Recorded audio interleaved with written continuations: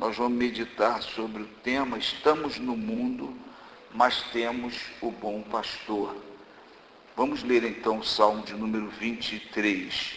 Diz assim: O Senhor é o meu pastor, nada me faltará. Deitar-me faz em verdes pastos, guia-me mansamente a águas tranquilas.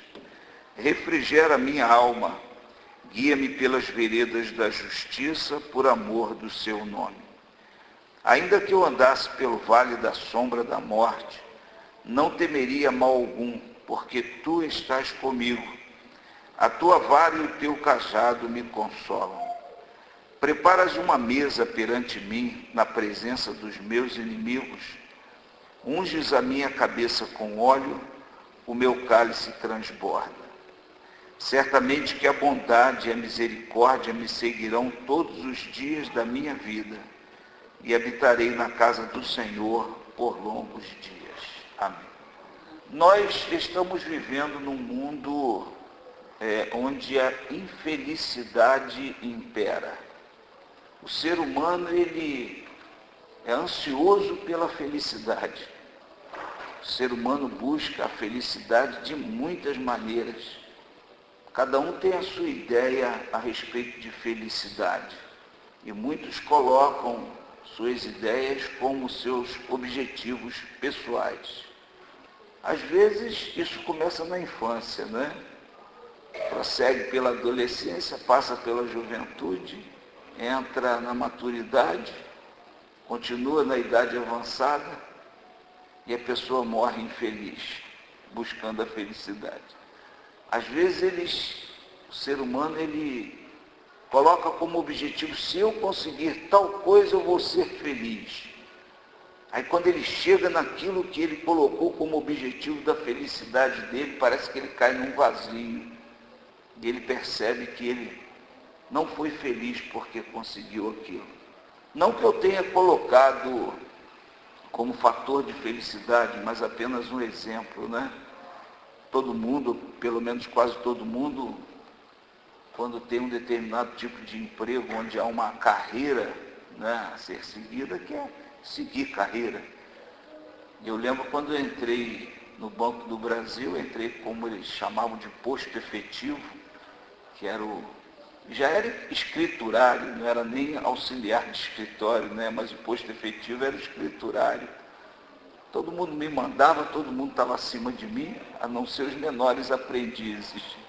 Eu trabalhava, cumpria meu dever, mas eu ficava na minha mente: um dia eu vou ser gerente.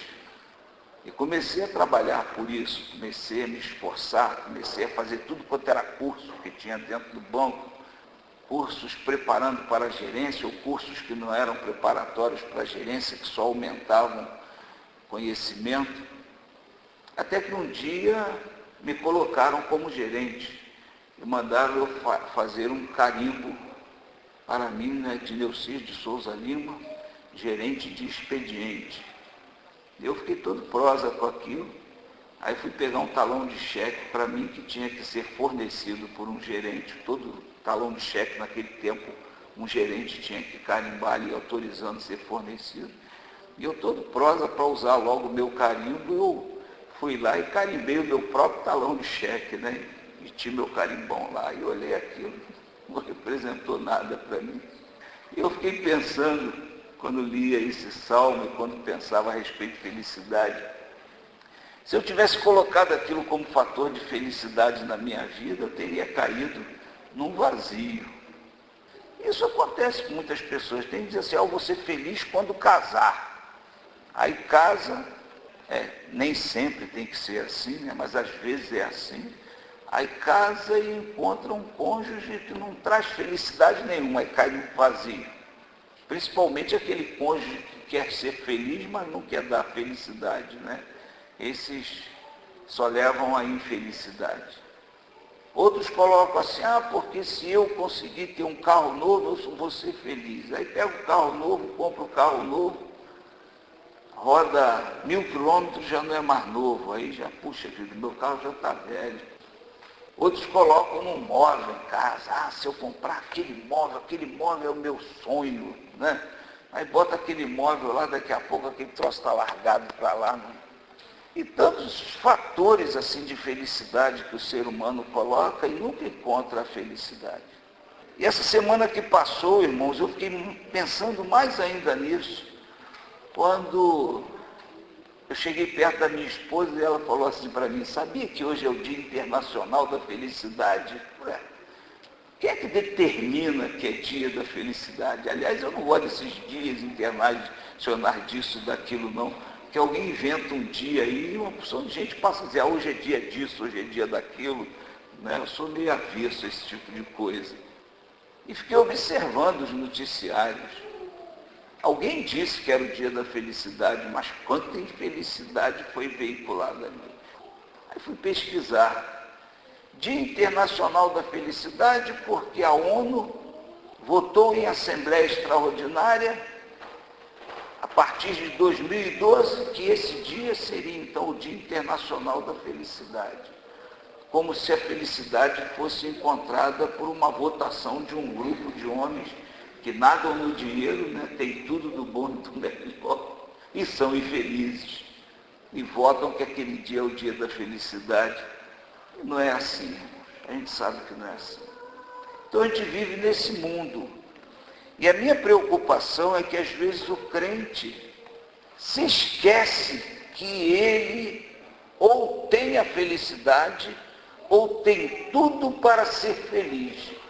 E ele se deixa levar por essa corrida do mundo através da felicidade, e de repente é como se a gente estivesse olhando assim uma corrida louca, de pessoas correndo atrás disso, daquilo, e a gente de repente visse um crente no meio daquele povo louco correndo atrás de felicidade.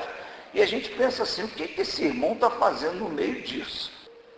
Porque o mundo pressiona, o mundo influencia. A Bíblia nos ensina a felicidade. Salmo 1, bem-aventurado. Bem-aventurado é o quê? É feliz, perfeitamente feliz. O crente só não desfruta da felicidade se não quiser. E no Salmo 23, irmãos, o que eu percebi aqui é que o salmista está falando exatamente de determinados elementos que realmente nos fazem felizes, mesmo nós estando nesse mundo infeliz. É nós termos realmente o Senhor como nosso pastor. O grande problema, irmãos, é que às vezes nós dizemos assim, eu sou crente em Jesus Cristo. Ou às vezes a gente recita esse salmo e diz assim, o Senhor é o meu pastor. Mas Cristo está indo por aqui, a gente está indo por aqui. E às vezes indo até o contrário. Ou Cristo está dizendo, vamos por aqui. E a gente está teimando com Jesus, mas eu quero ir por aqui. Então a gente tem que entender que nós estamos em um mundo infeliz, em um mundo cheio de problemas, mas nós temos o Senhor como nosso pastor. Precisamos deixar que Ele realmente nos conduza, que Ele realmente seja o nosso pastor. Porque, irmãos, se nós vivemos uma caminhada, eu tenho falado muito sobre isso, nós temos etapas de vida. Etapas de vida. E de repente, quando nós encontramos um determinado problema numa etapa, pode ser porque lá atrás nós deixamos de seguir a Cristo. Nós vamos pagar o preço mais adiante. A não ser que Cristo, na sua extrema bondade, Ele dê um jeito na situação. Mas normalmente existem situações que não tem jeito. E às vezes, principalmente, às vezes os mais jovens parece que não pensam muito no dia de amanhã. Era quem mais devia pensar no dia de amanhã. Nós que estamos mais idosos, nós já vivemos mais o nosso dia a dia. Mas o jovem, ele precisa ter projetos, ele precisa saber que a sua vida tem consequências. Todos os seus atos trarão consequências. Os mais maduros também, a mesma coisa. O que eu faço hoje, se for diferente do que o Senhor Jesus estabeleceu para a minha vida, amanhã eu vou pagar o preço. E não vai adiantar eu ficar reclamando. E aí a solução do problema vai ser difícil. porque é uma solução que a gente vai buscar a ajuda do Senhor Jesus, e pode ser que Ele nos ajude pela sua misericórdia, mas certamente vamos sofrer uma repreensão. Ora, por que você fez diferente do que eu mandei? Por que você foi por outro caminho se eu estava te conduzindo por esse caminho aqui? Então nós temos que viver nesse mundo, nessa vereda que o Senhor nos conduz, tendo Ele realmente como nosso pastor. Quando nós recitarmos o Senhor é o meu pastor, isso tem que ser alguma coisa muito sincera, do fundo do nosso coração. O Senhor é o meu pastor. Ontem eu estava comentando com um irmão, falando com ele de ele não está aqui hoje, mas eu falaria do mesmo jeito, né? Ele veio do interior, e eu estava falando para ele da vontade que eu sempre tive na minha vida de viver no interior, de ter um pedacinho de terra, né? Criar lá uns bichinhos lá. Mas eu falei, mas o que eu quero não adianta, porque eu sou escravo de Cristo. Cristo me plantou nessa igreja, então não importa o que eu quero, importa o que Ele quer. Nós temos que viver assim. E nós vamos ser muito mais felizes vivendo assim, porque o dia de amanhã vai estar garantido como um dia feliz, se nós tivermos realmente o Senhor como nosso pastor. Então precisamos ter essa convicção. Convicção a ponto de abrir mão de desejos pessoais nossos. Nós temos que ter essa convicção. O Senhor não nos deixa faltar nada em um mundo que falta tudo. O Senhor é o meu pastor, o que o salmista diz? Nada me faltará. Uma vez eu estava discutindo com uma pessoa, e essa pessoa disse para mim, mas isso não é bem assim não.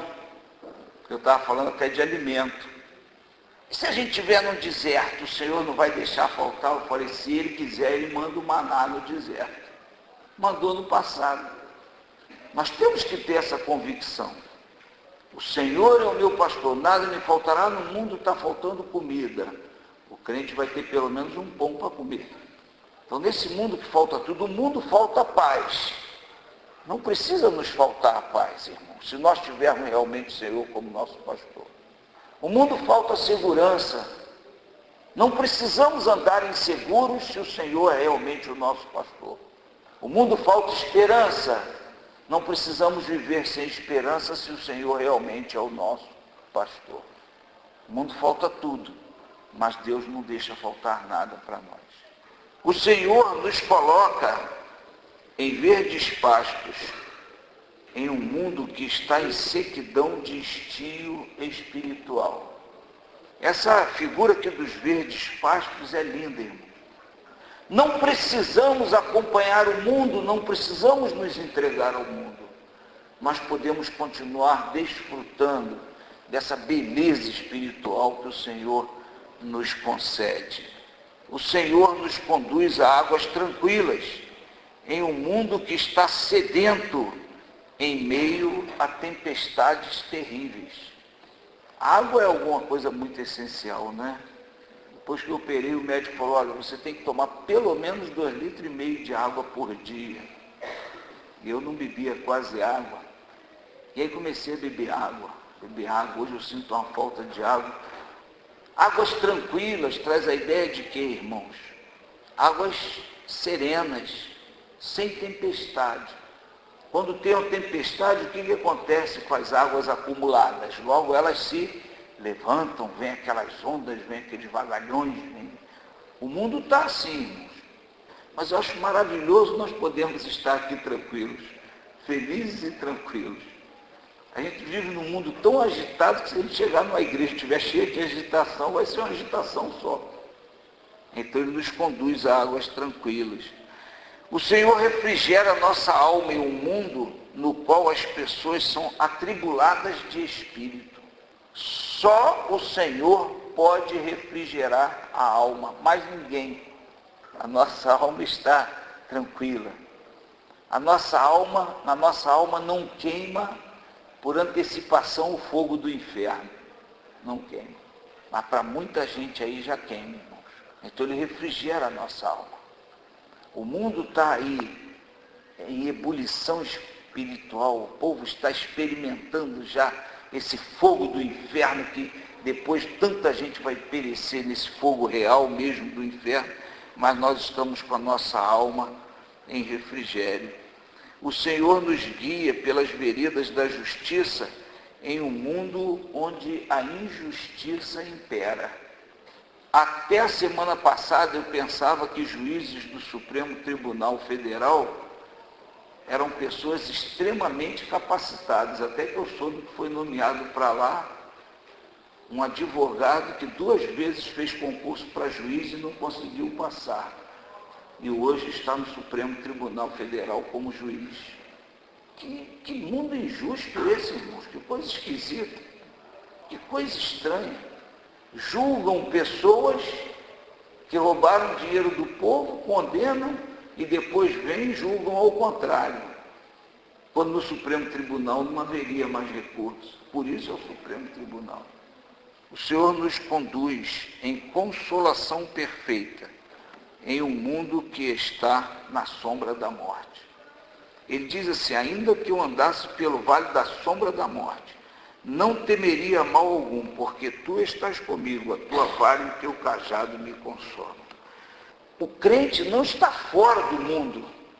O crente não está isento de passar pelo vale da sombra da morte, não, irmãos. O crente não está isento de passar por aflições, não. Quanta aflição nós passamos por causa da nossa própria saúde, quanta aflição nós passamos por causa de filhos, às vezes filhos rebeldes, às vezes filhos desobedientes, ou às vezes filhos bons, mas que caem em alguma situação que é quase que inevitável. Nós passamos por aflições, mas acontece, irmãos, que o nosso bom pastor nos conduz em consolação, quer dizer, ele deixa nós passarmos pelas aflições, mas se nós tivermos ele como nosso bom pastor, ele vai nos consolar, consolação perfeita, a consolação daquele que é divino, daquele que é o nosso Deus, daquele que é o nosso Salvador. O Senhor nos conduz com a sua bondade e a sua misericórdia em um mundo mau e sem amor. Interessante, irmãos, quando ele diz assim: certamente que a bondade e a misericórdia me seguirão todos os dias da minha vida. Antes ele fala: prepara-vos uma mesa perante mim na presença dos meus inimigos. Ele diz assim: o crente não tem inimigo. Tem, irmãos. Até por ser crente, ele tem inimigos. Às vezes até dentro das igrejas o crente tem inimigos. Tem sim. Só que o que o nosso bom pastor faz? Ele nos dá a dignidade, prepara uma mesa na presença dos inimigos, ele unge a cabeça com óleo, ele dá a dignidade, ele manifesta a sua bondade, ele manifesta a sua misericórdia. Então nenhum crente precisa ficar desesperado, porque fulano não gosta de mim, porque cicrano não gosta de mim, porque... Deixa para lá, deixa de lado, não gosta, não gosta. É problema de quem não gosta. É problema de quem não gosta. Porque o meu bom pastor é bondoso e misericordioso comigo. E ele me conduz em bondade e ele me conduz em misericórdia. É isso que o crente tem que pensar e tem que ter a convicção. Eu tenho um bom pastor que me conduz em bondade e me conduz em misericórdia. O Senhor nos faz habitar na casa de Deus por longos dias. O salmista aqui não está falando de eternidade, ele está falando: certamente que a bondade e a misericórdia me seguirão todos os dias da minha vida, e habitarei na casa do Senhor. Ele não está dizendo por toda a eternidade, ele está dizendo o quê? Por longos dias. Então podemos aplicar para a eternidade, mas podemos, como ele está falando num contexto de ser conduzido neste mundo, e como nós sabemos que o salmista Davi amava estar na casa de Deus, nós podemos também aplicar a estar na casa de Deus. Então, nesse mundo em que as pessoas não querem saber de Deus, a gente convida as pessoas: vamos à igreja. Eu não tenho um joguinho de futebol para ver, eu tenho isso para fazer, eu tenho aquilo para fazer, né? No meio desse mundo, irmãos, o Senhor faz com que nós habitemos na casa dele por longos dias. E aí cabe ao crente, realmente, como eu disse no início, ter o Senhor como seu pastor. Se nós tivermos o Senhor como nosso pastor realmente, nós passaremos por esse mundo, irmãos, como se não estivéssemos nesse mundo. Essa é a verdade. Nós vamos trabalhar para sermos luz do mundo, nós vamos trabalhar para levar outras pessoas a conhecerem esse pastor maravilhoso, nós vamos viver com os nossos entes queridos, vamos desfrutar da vida, irmãos, como o Senhor quer que desfrutemos. Mas para isso, precisamos ser radicais em seguir o nosso pastor. Que Deus nos abençoe e que Ele seja realmente o nosso condutor, o nosso pastor, o nosso cuidador. Amém.